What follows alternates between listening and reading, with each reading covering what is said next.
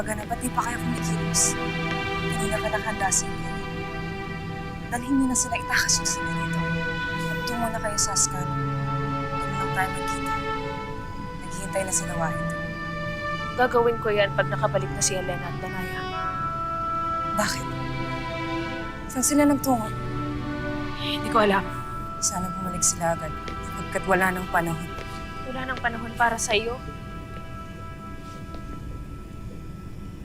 Sinasabi ka, Perena?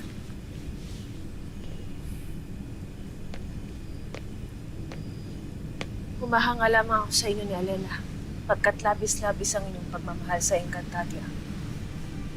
Sana'y maging katulad ko rin kayo. Ngunit hindi. Makasarili ako, Ami. Hindi totoo yan, Perena. Yun ang totoo pagkat sa ganoong kaparaanan ako pinalaki. Mas uunahin ko ang aking sarili bago ang iba. Hindi katulad nyo ni Elena. Kayo ay may pusong bayan.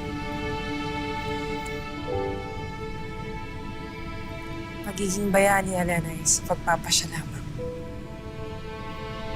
Maaari nga siguro ngayon ay pakiramdam mo ay makasarili ka. Ngunit naniniwala ako na magagawa mo rin isakripisyo ang iyong sarili para sa mas nakakarami. Hindi mangyayari yan.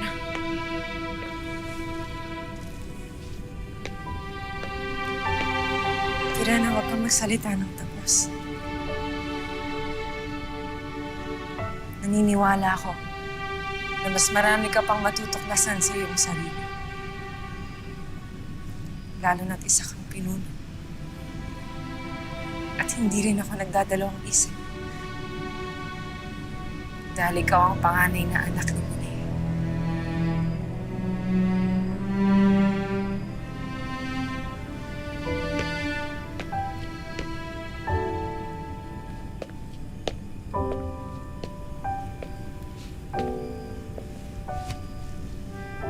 Dea,